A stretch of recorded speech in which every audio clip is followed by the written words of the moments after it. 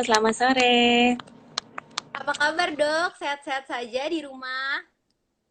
Iya, sehat, syukurlah. Dok, boleh nggak? Tadi kan aku udah mention tuh masa kanak-kanak itu kan kata dokter penting sekali tuh karena mereka dalam masa tumbuh kembang yang pesat ya dok ya. Sekarang ini kan lagi pada school from home, jadi cuman bisa main di rumah aja. Kira-kira pentingnya aktivitas fisik tuh apa sih dok? Jadi betul sekali emang bahwa di masa pandemi ini kita semua tahu ya bahwa semuanya serba dibatasi ya. Anak-anak nggak boleh sekolah, anak-anak nggak boleh beraktivitas di luar. Kita orang tua juga apa yang dewasa juga pada dibatasin aktivitasnya.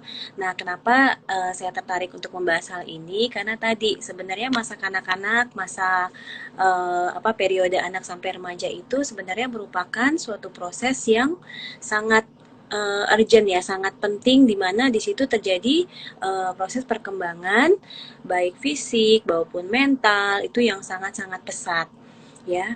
Biasanya di saat-saat itu ya tadi otaknya benar-benar lagi berkembang.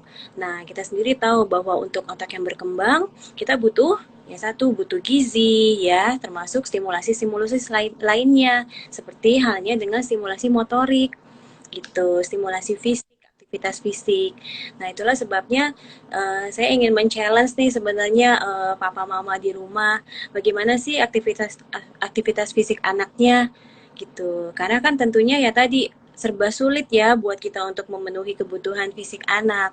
Dan lagi pula kita tahu lah bahwa bahwa dengan aktivitas fisik itu selain tubuhnya sehat, tubuhnya kuat, tentunya juga bisa memperbaiki atau bisa meningkatkan kepintarannya Oh, gitu dan juga sistem tingkatkan sistem gitu. imun juga dok, aktivitas fisik anak ini. Mm-mm. Iya Terutama betul. pada nggak bisa ke mall, nggak bisa ke playground gitu ya dok. Jadi kreatif di rumah ya. Ya Mm-mm. betul. Itu kan jadi tantangan sekali ya, betul ya. Oke dok, jadi penting banget nih selain itu bisa meningkatkan sistem imun juga yang sekarang semua orang lagi khawatir banget ya dok tentang itu. Oke, Betul. ya, Karena dengan eh, olahraga itu, olahraga dok. juga ternyata Hmm? bisa meningkatkan sel yang untuk imunitas kita, sel limfosit namanya. Sel-sel ini yang kadang-kadang ya tadi kalau misalkan kita diam itu dibandingkan dengan anak yang aktif, ternyata dari penelitian anak yang aktif jauh lebih tinggi. Oh Gitu, gitu jauh lebih dok. baik. Nah tuh kata Mbak Hesti Utami lari-lari terus dok anak saya tuh katanya di komen. Di rumah lari-lari terus ya. Oke dok. Di rumah Terus kira-kira ada rekomendasi nggak untuk aktivitas fisik tuh gimana sih setiap kategori umur kira-kira? Ini dokter ada ya. gambar juga ya, aku sambil tampilin ya dok ya. Jadi ini sebenarnya rekomendasinya bukan dari saya, tapi dari WHO ya. Tahu ya, World Health Organization itu dia memberikan rekomendasi untuk aktivitas fisik anak dengan berbagai usia ya. Kita tahu bahwa periode anak itu ada yang anak usia bayi, anak yang usia toddler, ada anak yang usia prasekolah, ada anak usia sekolah sampai nanti dia remaja 18 tahun kalau dari kriteria Indonesia. Nah, dari situ WHO memberikan rekomendasi ya tadi kita bisa lihat di sini bahwa untuk anak di usia kurang dari 1 tahun itu kira-kira dari umur 0 sampai 3 tahun itu mereka membutuhkan aktivitas fisik selama kurang lebih 30 menit seharinya. Nah, Oh, gitu. Tuh, jadi meskipun anak masih bayi nih, tetap aja dia harus disertakan aktivitas fisiknya. Nanti jenisnya bisa bermacam-macam. Nanti kita bahas lagi ya.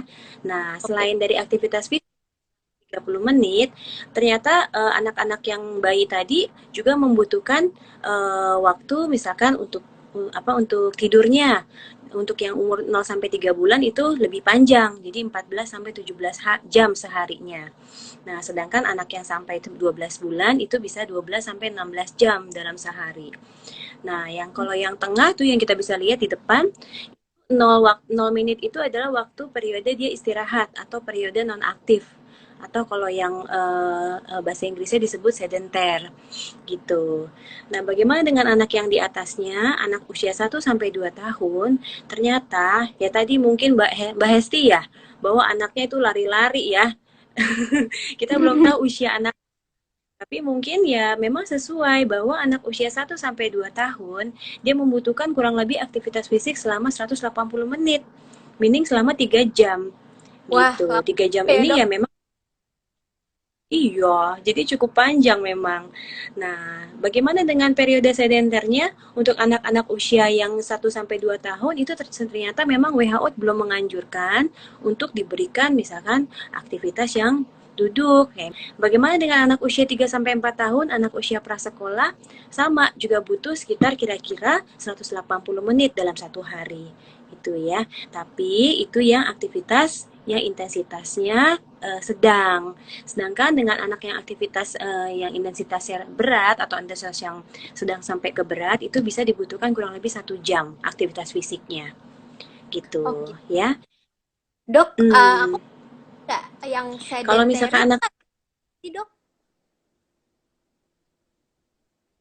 yang sedenter yang tadi, jadi misalkan kan aktivitas anak bisa dia bergerak, dia bisa dengan gerakan otot-otot besar, atau dengan misalkan dia duduk, melakukan aktivitas motorik halus, itu juga bisa dibilang sebagai sedenter, gitu. Tapi memang tadi, kalau WHO dia menyarankan, merekomendasikan bahwa jangan lama-lama anak duduknya, banyakin aja aktifnya, demikian.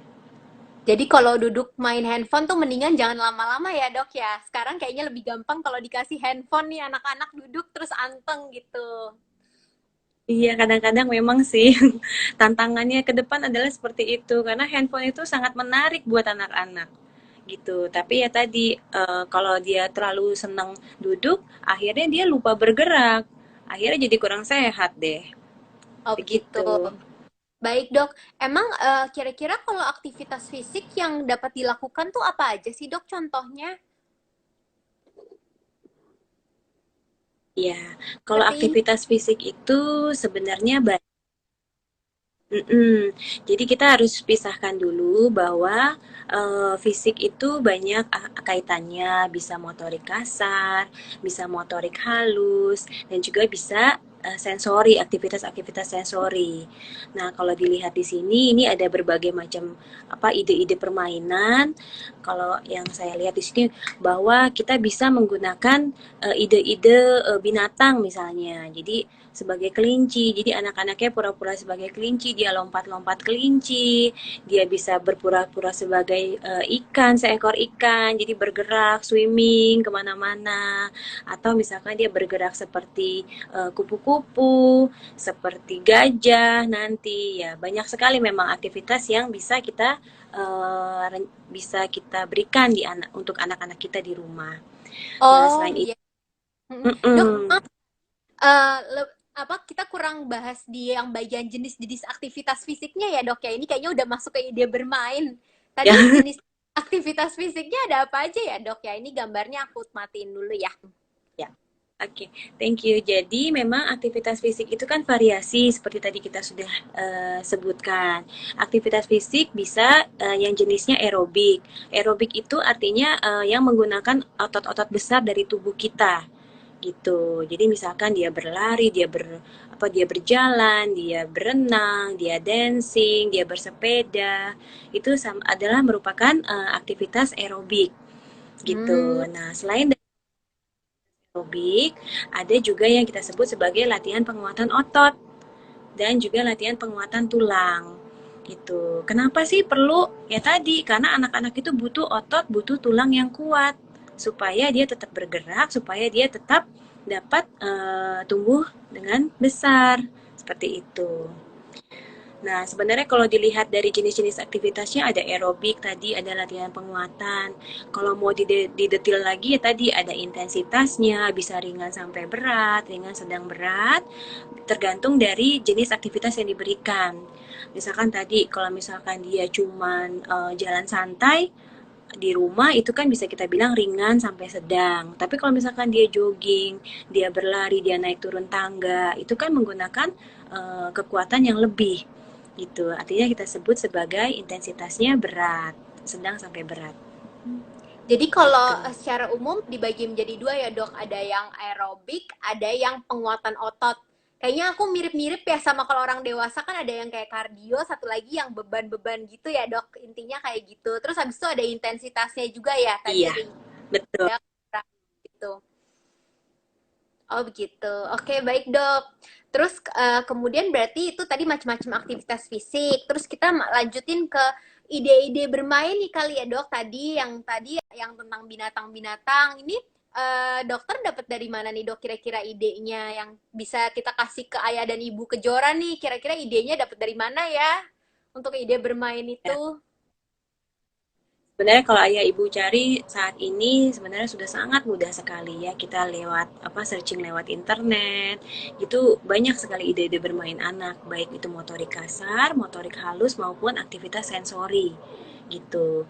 Nah, ini saya ambil beberapa seperti tadi sudah saya katakan, kita bisa pura-pura meniru gerakan binatang ya. Termasuk juga misalkan yoga. Kita tahu bahwa yoga sangat bermanfaat untuk pernafasan, di mana pada masa pandemi Covid ini biasanya saluran pernafasan yang diserang gitu. Jadi berisiko adanya gangguan saluran pernafasan.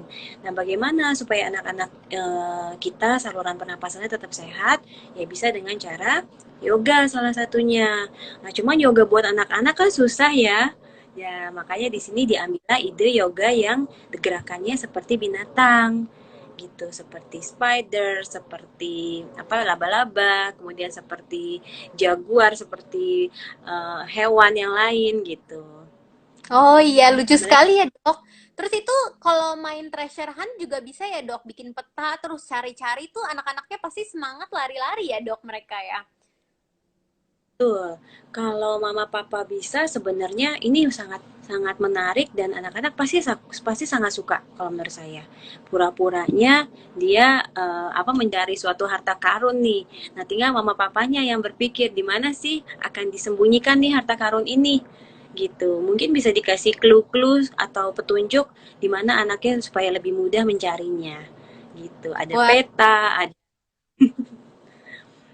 begitu. sepertinya menyenangkan sekali ya dok ya itu. Harus Kayaknya harus dibuat menyenangkan. aku jadi pengen jadi anak kecil lagi nih kalau misalnya mainannya seru. Oke dok, coba kita lanjut lagi. Tadi dokter bilang ada yang sensori, ada yang motorik gitu ya dok. Ini contoh aktivitasnya ya di sini ya. Iya, betul. Tadi ya, kalau motorik kasar berarti kan menggunakan otot-otot besar.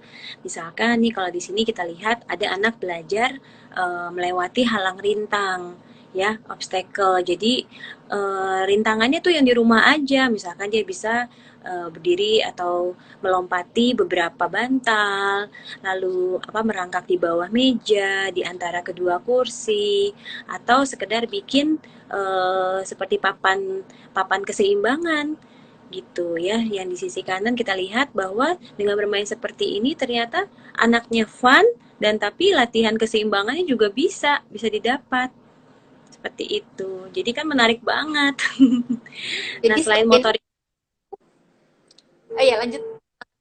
ya, selain aktivitas motorik kasar, kan juga kita tahu bahwa perkembangan juga bisa motorik halus. Nah, kalau di sini kita lihat, ini aktivitas motorik halus yang bisa diajarkan atau dimainkan bersama anak. Kita sama-sama tahu ya, Play-Doh atau malam ya. Malam itu juga bisa dibuat sendiri. Sebenarnya kalau nanti mama papa searching, bisa bikin sendiri Play-Doh-nya gitu. Bisa dibuat dari bahan yang apa yang bisa dimakan, jadi bahan-bahan makanan. Jadi Jadi aman buat warna. anak. Ya, betul. Jadi aman buat anak, anak malah seneng gitu kan, dapat sesuatu. Atau misalkan yang di sini yang gambar kedua ada dia meremas kertas, ya. Kertas kan pasti ada lah ya di rumah ya. Nah, jadi sangat mudah didapat. Dengan meremas kertas ini dia dapat sensori dari tangannya dapat, dia bisa merasakan ada kertas yang tersquish ya, tertekan seperti itu. Udah gitu dia juga bisa merasakan bisa bisa mendapatkan manfaat dari latihan penguatan. Kalau begini kan kita harus kuat. Jadi tangan kita harus bergerak, jari-jari, pergelangan tangan itu harus bergerak. Sehingga dengan demikian dapat kita harapkan motorik halus anak juga bisa lebih berkembang. Kalau yang gambar ketiga nih, yang piggy bank nih, Ya, ceritanya anak-anak belajar memasukkan koin ke dalam celengan. Sepele ya kelihatannya ya. Dia tapi dengan dia upaya seperti ini apa yang terjadi? Dia melakukan pinch, dia menjepit si koin tersebut, kemudian dia masukkan, dia koordinasikan ke dalam lubang celengan tersebut dan anak itu akan merasa happy. Berhasil gitu. Dengan Oh, begitu. demikian ya tadi motorik halusnya dapet, koordinasinya dapet, terus anaknya happy, mama papa juga senang. Oh, begitu. Jadi kalau misalkan kasar itu lebih kayak keseluruhan anaknya gitu ya, Dok. Jadi yang kayak keseimbangan, berdiri. Kalau halus tuh yang lebih dirasakan, sedikit kecil-kecil gitu ya, Dok, intinya. Betul nggak sih, Dok? Betul. Jadi memang di tubuh kita ada otot besar, otot kaki, otot paha, otot punggung, pinggul, perut itu termasuk otot-otot besar. Nah, otot-otot halusnya ya tadi otot-otot jari, jari-jari kaki, jari-jari tangan itu yang sebenarnya yang sangat perlu juga untuk dilatih. Kenapa? Karena ini sebenarnya merupakan suatu dasar nantinya anak akan belajar menulis. Nantinya anak akan belajar mewarnai, menggambar, seperti itu. Oh, jadi mewarnai, menulis itu semua dilatih pertama awalnya dari motorik halus ini ya, Dok, seperti yang dokter udah contohin di sini. Oke, berarti berikutnya tadi ada motorik, ada sensorik ya, Dok, sekarang ya. Betul. Sensorik itu apa sih sebenarnya? Mungkin mama papa udah paham kali ya, saya rasa ya. Ya, bahwa sensorik itu sebenarnya mudahnya bisa dibilang sebagai panca indera. Ya, kita tahu ya bahwa kita punya 5 panca indera, mata, hidung, telinga, kemudian kulit, dan juga lidah. Nah, kelima panca indera ini sebenarnya bisa kita latih dengan aktivitas-aktivitas sensorik.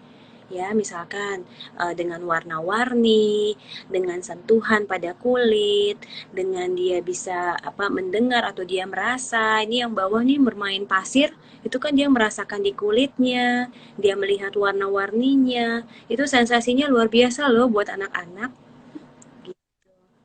Itu ada yang lagi sikat-sikat kayak semacam gigi juga ya, Dok?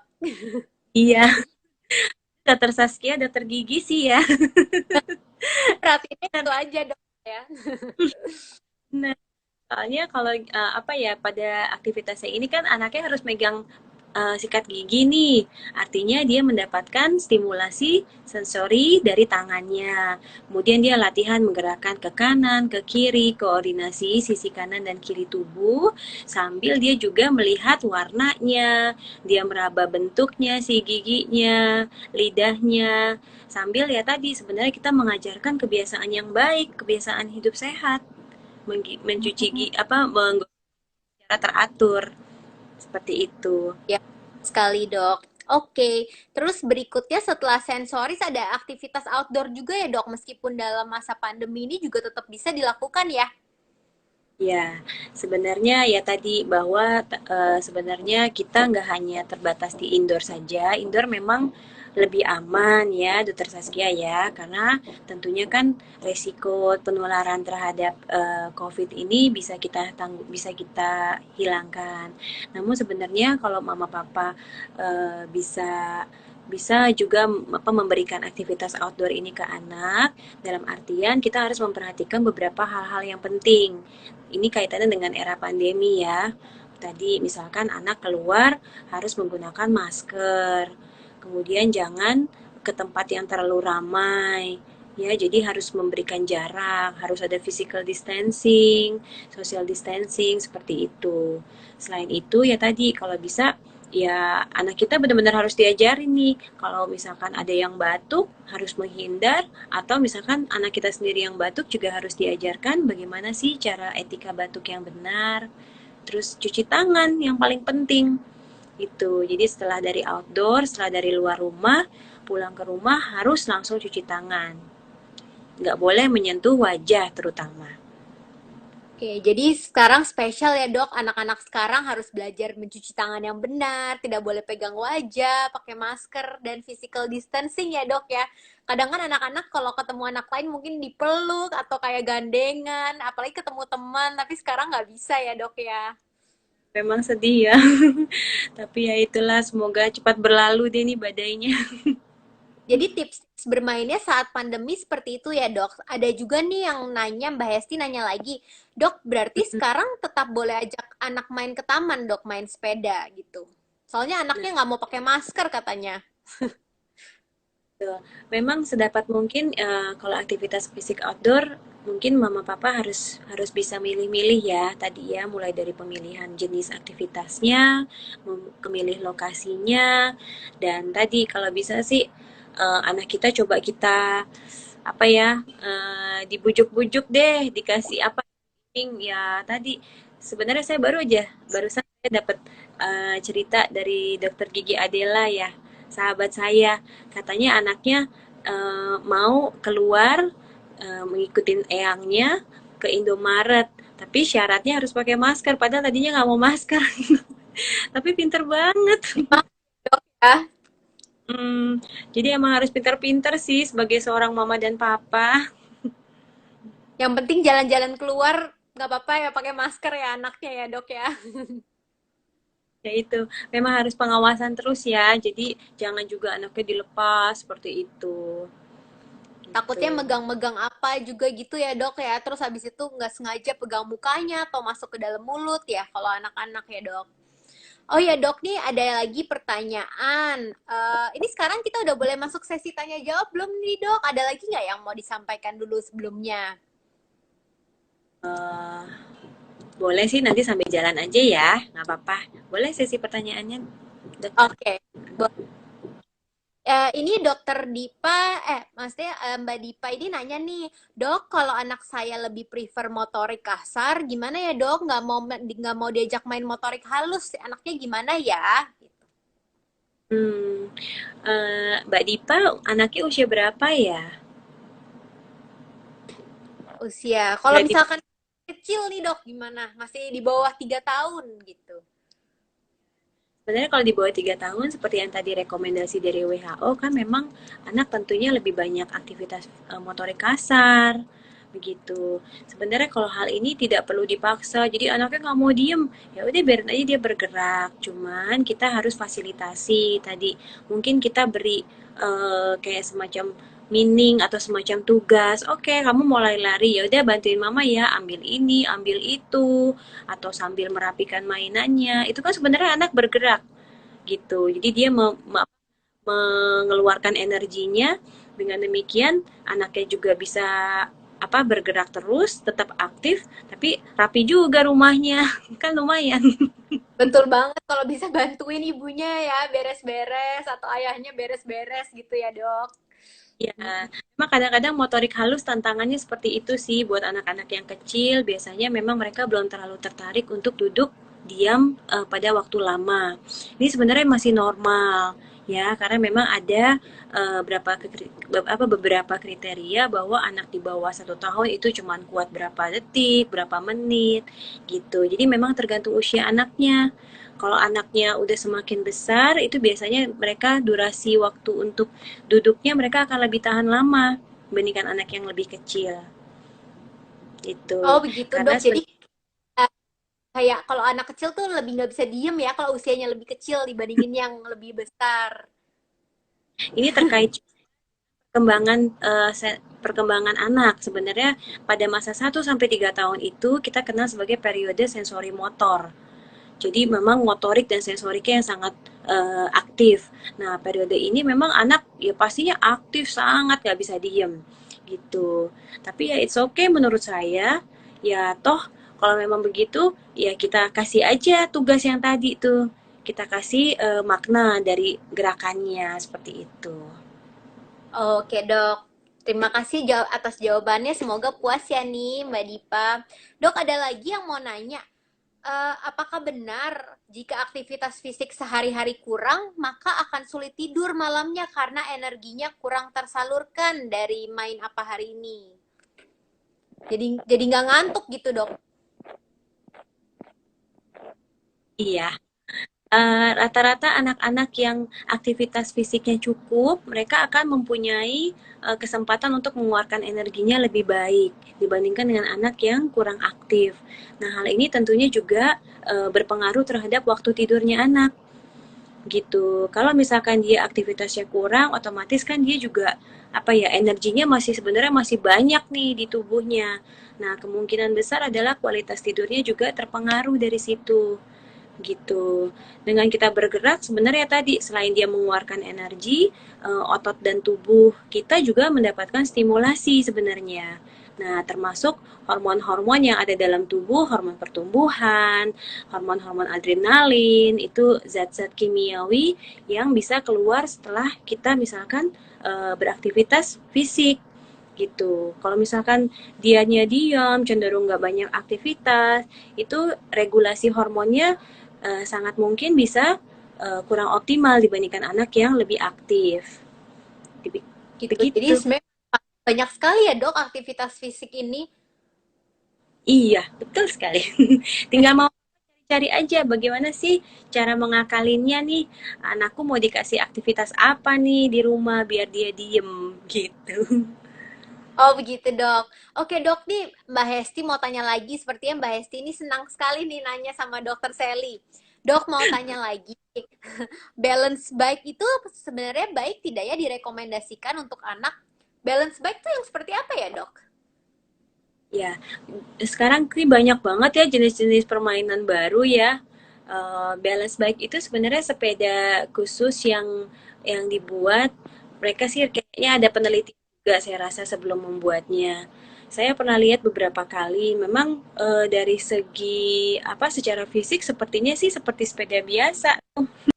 Mungkin dibuat dia balance karena kalau sepeda kan biasa ada apa tuh yang di belakangnya yang untuk menahan kalau biar nggak jatuh ya.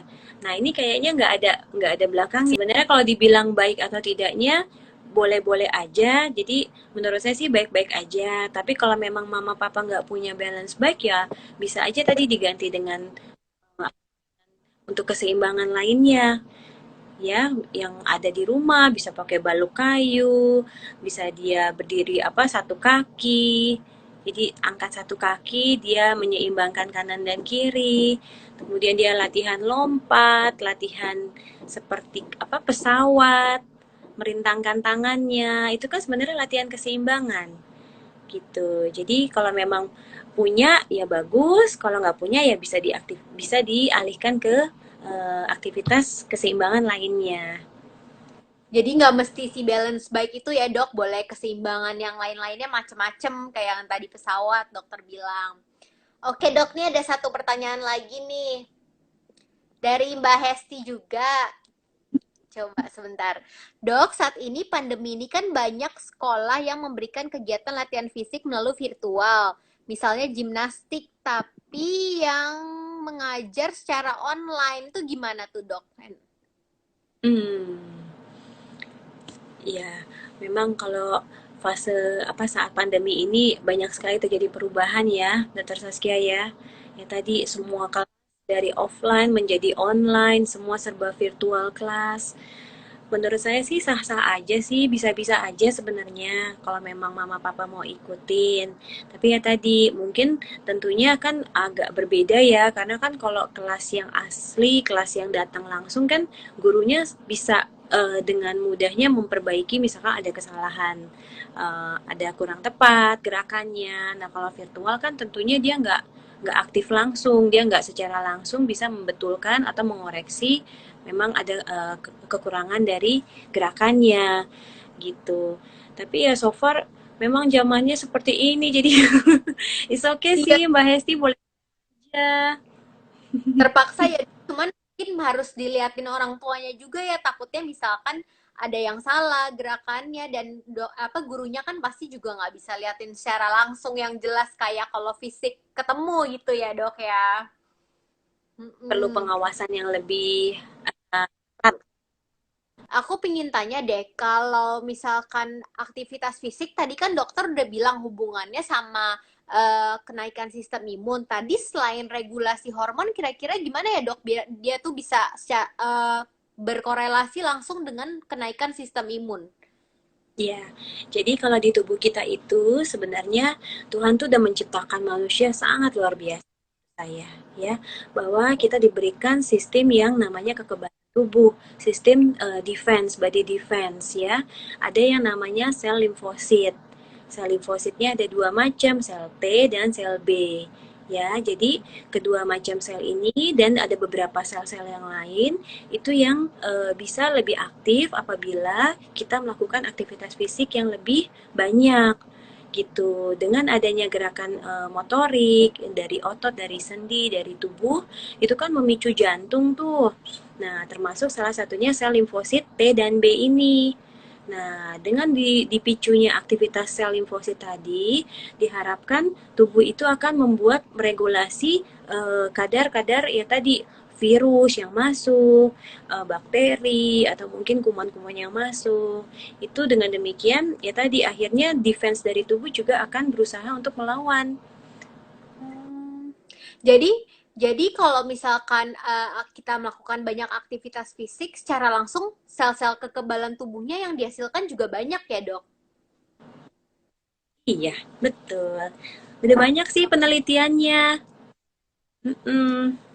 Jadi penting sekali nih ayah dan ibu aktivitas anak ya, yang terutama yang fisik ya. Jangan lupa, jangan duduk aja terus anaknya, terutama kan sekarang kan online semuanya duduk di depan komputer terus ya ayah dan ibu ya. Jadi harus ditambah aktivitas fisiknya. Tadi udah dikasih ide-ide nih sama dokter Sally juga ya. Oke, dok, ini ada pertanyaan lagi dari Lasti Autari. Apakah anak-anak bisa mengalami over exercise, dok? Hmm. Ya, kalau secara teori over exercise itu bisa saja terjadi. Tapi ya tadi kan yang kita sebut sebagai over ya, olahraga atau aktivitas bisa kurang, bisa hipo, bisa hiper. Nah, cuman biasanya kalau pada anak-anak baiknya adalah ketika kita melihat anak itu sudah terlalu lelah, nah orang tua nih yang sebagai kunci, orang tua yang sebagai pengawasnya.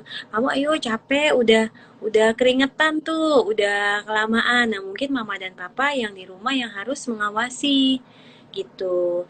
Bagaimana sih tanda-tandanya over exercise? Ya tadi kalau kita lihat mungkin dari secara fisik keringatnya sudah terlalu berlebihan atau mungkin mukanya memerah, flushing, itu tandanya kan pembuluh darahnya melebar.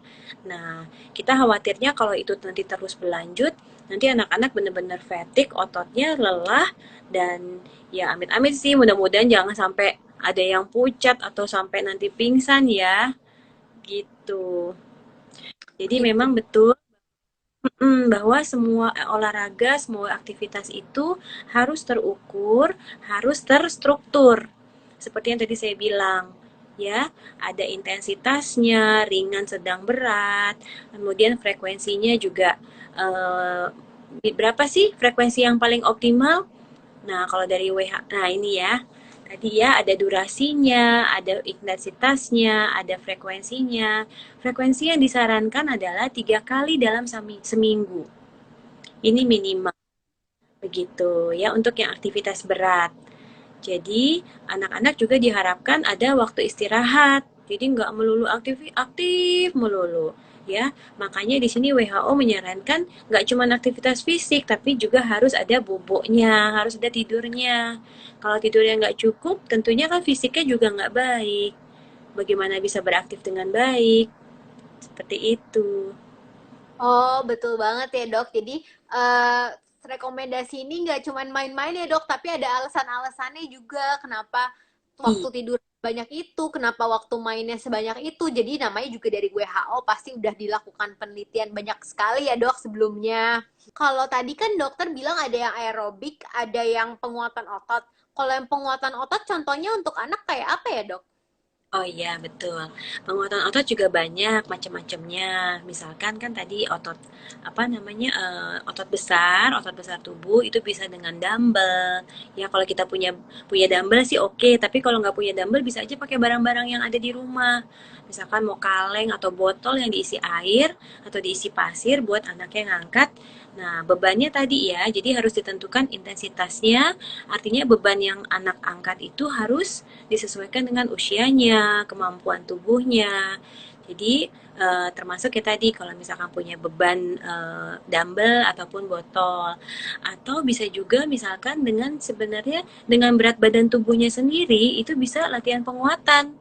Misalkan Hmm. kayak push ya, itu latihan push up itu kan sebenarnya kita menahan ya, menahan apa beban tubuh kita gitu. Terus juga dia manjat, manjat pohon kan dia harus menahan kayak monkey pull ya, kayak kita latihan yang apa tuh manjat yang angkat ke atas tuh kita bilangnya sih monkey Up ya? pull. Ya pull up ya. Nah, tahu banget kayaknya. Senang Tuh, olahraga itu juga bisa. gara-gara di rumah Ah, ngapain. cocok berarti Iya, jadi kan gitu. kalau Dan kalau di dewasa bisa yang kalau no equipment kan dok, jadi nggak perlu pakai alat-alat juga bisa ya, anak-anak juga bisa kayak gitu ya dok. betul. Jadi intinya mama papa nggak usah pusing, jangan karena saya nggak punya dumbbell berarti anaknya nggak bisa latihan penguatan. Enggak, pakai aja ide-ide yang lain gitu. Betul Ya, sekali. tali ya, tali itu ditahan, tali yang bisa elastis atau yang kayak anduk juga boleh. Ya, anduk ditahan selama berapa detik, lepas ya. Tahan, tarik, tahan, lepas. Nah, itu juga merupakan latihan penguatan gitu. Cuma yang mungkin yang dokter Saskia harus ingat nih di sini mama papa juga harus ingat latihan penguatan itu beda sama latihan aerobik. Kalau latihan aerobik kan otot secara umum, otot secara general. Misalkan kayak kita lari, jalan, itu kan seluruh tubuhnya bergerak. Tapi kalau dia latihan penguatan otot, dia biasanya spesifik gitu. Misalkan tadi kita melatih otot bicep, kita melatih otot tricep atau pergelangan tangan, jari-jari. Nah, itu kita nggak ngelatih yang bagian tubuh lainnya gitu. Jadi artinya spesifik. Jadi jenis otot tertentu yang mana yang mau kita latih gitu. Jadi harus hati-hati yang mana yang mau kita latih, yang mana yang mau kita keperkuat seperti itu. Begitu karena macam-macam ya dok. Kalau push up kan berarti buat lebih ke tangan gitu ya dok ya, contohnya. Mm-mm. Oh ya dok, nih Tuh. ada lagi yang mau tanya nih, Ibu Dita Susanti. Dok, kalau anak-anak yang memang sudah aktif, entah tempat tidurnya jadi ajang latihan salto, apakah harus kita batasi dok? Khawatir kecapean katanya. Wow, Mama Dita, keren banget nih anaknya main salto. Hmm. Iya. Ya, yang pasti sih bukan dibatasin ya, Mam, tapi diawasi. Ya, karena kan gerakan salto, Mam tahu sendiri bahwa dengan dia berputar, baik forward maupun backward, itu ya nantinya kan ada risiko jatuh nih, gitu. Kalau dia misalkan berhasil saltonya oke, nggak masalah. Tapi kalau misalkan ada risiko dia terjatuh, nanti dia jatuhnya alasnya seperti apa. Jadi Mam mungkin harus hati-hati tadi gerakan seperti apa yang harus dibatasin begitu. Dan ya tadi kadang-kadang anak-anak kan suka over PD atau mungkin udah terlalu karena kontrolnya kadang-kadang juga kurang bisa untuk anak-anak. Jadi Mam mungkin harus jadi satpam nih untuk gerakan-gerakan tadi. Gitu Mam. Oke dok, jadi kira-kira nih waktunya sebentar lagi udah mau habis. Kira-kira dokter ada yang mau ditambahin nggak? Apa namanya pesan-pesan nih untuk para ayah dan ibu di rumah tentang aktivitas fisik? Kalimat penutup deh dok. Oke. Jadi yang pasti makasih ya Dokter Saskia, terima kasih Mam and Dad semuanya. Yang pasti saat saat pandemi seperti ini, anak-anak jangan dibiarkan hanya diam, lalu dia hanya nonton, hanya main gadget seperti itu ya. Karena kita tahu bahwa dia dengan diam, artinya kan otot-ototnya tidak bergerak. Nah ini berisiko ya tadi ada ototnya semakin apa kurang kuat, tulangnya tidak mendapatkan stimulasi, termasuk juga sensorinya, hal-hal yang seperti ini yang para mom and dad harus perhatikan. Nah, kenapa sih pentingnya tadi aktivitas fisik? Ya tadi ya, selain dari kebugaran tubuhnya secara fisik, juga untuk kesehatan mental dan juga untuk menjaga tubuhnya. Ya, kenapa sih kesehatan mental? ya. Kenapa? Karena dengan bergerak kan anak-anak happy. Nah, happy ini bisa menghindari kecenderungan anak untuk sedih atau stres atau mungkin cemas karena berada di rumah terus-menerus gitu ya. Mom and Dad harus hati-hati ya karena anak-anak itu bisa juga mengalami distress atau gangguan psikologis. Jadi bukan mom and dad-nya aja nih gitu ya. Nah, Iya, jenis jadi latihan selain itu, kita harus perhatikan jenis latihan yang akan nanti diberikan buat anak ya, jenis-jenis permainan, kemudian dengan siapa dia bermain atau bagaimana cara dia bermain, durasinya, ini harus benar-benar diperhatikan ya. Boleh ya anaknya dipersilahkan aja untuk memilih sendiri ya. Mungkin kalau mom and dad punya diary atau punya semacam core karton yang bisa hari ini apa daily activity-nya apa saja. Itu juga bisa untuk membantu anak-anak ya. Misalkan bikin kayak jurnal hari Senin jam berapa nanti aktivitas fisiknya misalkan dancing atau misalkan apa gitu. Jadi dengan seperti ini memudahkan mom and dad untuk mengawasi dan anak juga akan lebih termotivasi gitu ya. Jangan lupa setiap hal-hal positif yang anak lakukan diberikan pujian, diberikan reward yang sifatnya positif.